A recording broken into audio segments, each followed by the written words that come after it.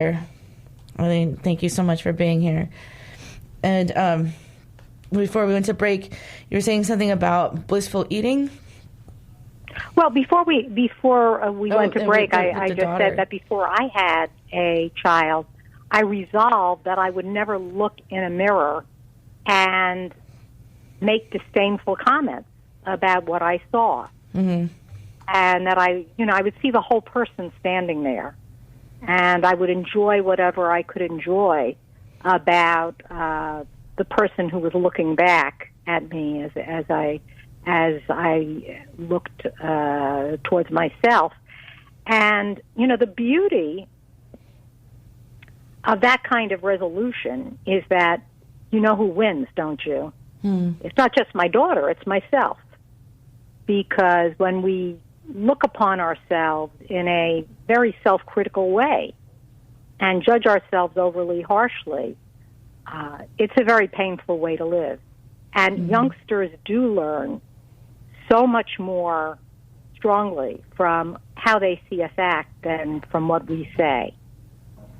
So developing healthy habits, as we've discussed here and as I've written about in Let Go of Emotional Overeating and Love Your Food, developing those habits ourselves can be one of the most important ways of helping our families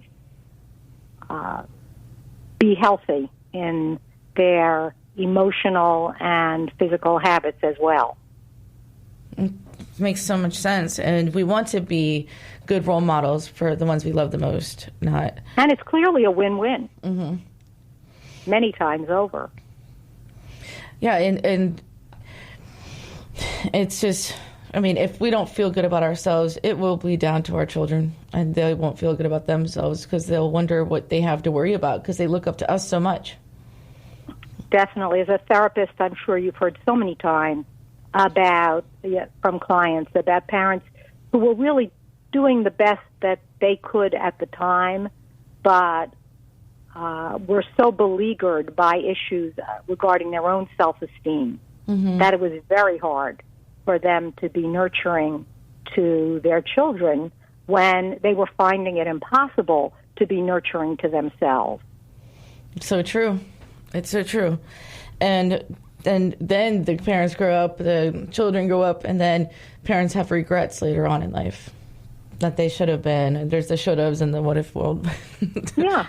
So, Arlene, where can we get your book? Because we're running out of time. We only have a couple of minutes, not even. Well, thank you for asking. It's available wherever good books are sold, Amazon.com, Amazon.ca, if you have any Canadian listeners listening, and can be ordered in any bookstore. It's on Kindle. And I can be found on LinkedIn under my name, Arlene B. Englander, and that's how I found you. Twitter, A.B. Englander, Instagram, again under my name. And my website is arleneenglander.com. Great. And her book is Let Go of Emotional Overeating and Love Your Food, a 5-point plan for success. Am I getting that right? Yes, you are. Thanks so much for all the wonderful work you do, Tiffany, in terms of raising awareness about all these mental health issues and helping people move forward with their lives.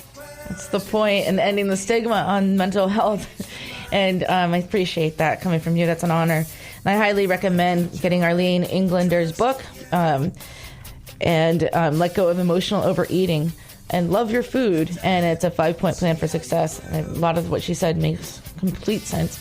If you're struggling with that, then there's a tool to help you change your lifestyle. And we'll be back tomorrow. Speaking of food, tomorrow we're talking, it's Valentine's Day, and we'll be calling clean eating and dirty sex with Ms. Dr. Lisa Ryan. So, Lisa Davis, sorry. We'll be back with Moments of Clarity every Thursday and Friday, 12 to 1. And please be kind to someone else, especially yourself, and then a stranger. You never know what they're going through. Thanks, Ed. Bye. Take care. WTAN, Clearwater. FM 106.1. WDCF, Dade City. FM 102.3.